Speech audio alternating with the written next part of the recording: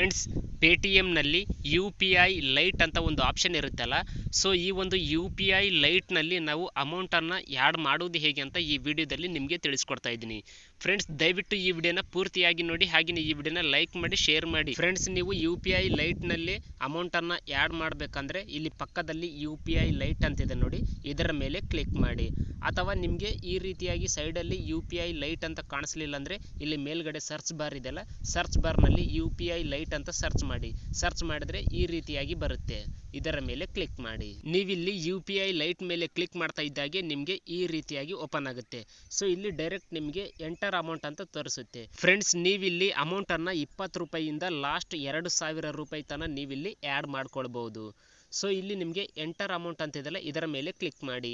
So ನಿಮಗೆ ಎಷ್ಟು amount ಬೇಕೋ ಅಷ್ಟು ಅಮೌಂಟನ್ನು ಇಲ್ಲಿ ನೀವು ಆ್ಯಡ್ ಮಾಡ್ಕೊಳ್ಳಿ. ಸೊ ಆ್ಯಡ್ ಮಾಡ್ಕೊಂಡ ನಂತರ ಇಲ್ಲಿ ಪ್ರೊಸೀಡ್ ಅಂತ ಇರುತ್ತೆ. ಪ್ರೊಸೀಡ್ ಮೇಲೆ ಕ್ಲಿಕ್ ಮಾಡ್ತಾ ಇದ್ದಾಗೆ ನಿಮ್ಮ UPI ಲೈಟಿಗೆ ಅಮೌಂಟ್ ಆ್ಯಡ್ ಆಗುತ್ತೆ.